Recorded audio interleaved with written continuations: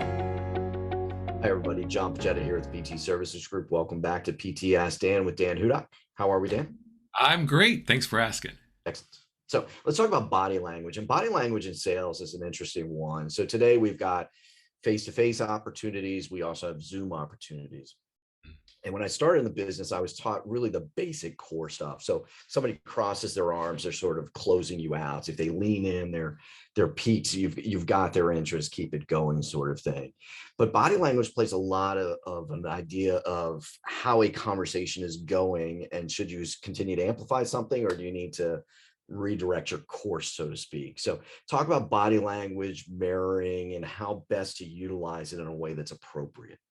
Yeah, it's funny this gets brought up because it's one of the topics that early on in my sales career, I just decided I wanted to latch on and learn everything I could. So there's a lot of video out there, there's a lot of books, there's a lot of resources on reading body language. And so if someone that's interested in that, there's a lot of stuff out there.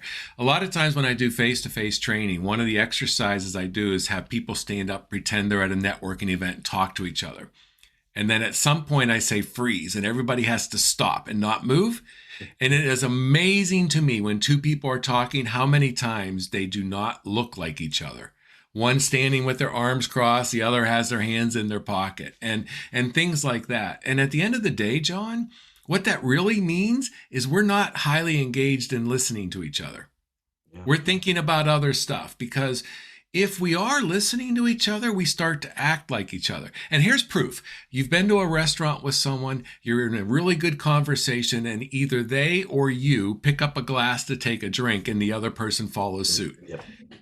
That's how you know you're engaged. And you know you're not engaged when you're not sitting, you're not standing, you're not doing something very similar to the other person. So Yeah, I think a couple interesting points that you continually make as we do these. One is the listening side of things, just in general.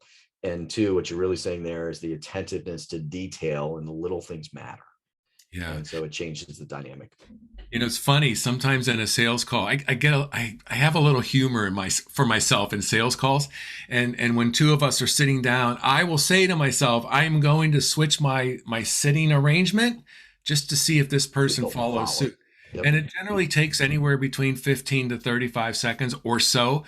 If they follow suit, man, they are engaged with you. And if they don't, I've got to start listening more.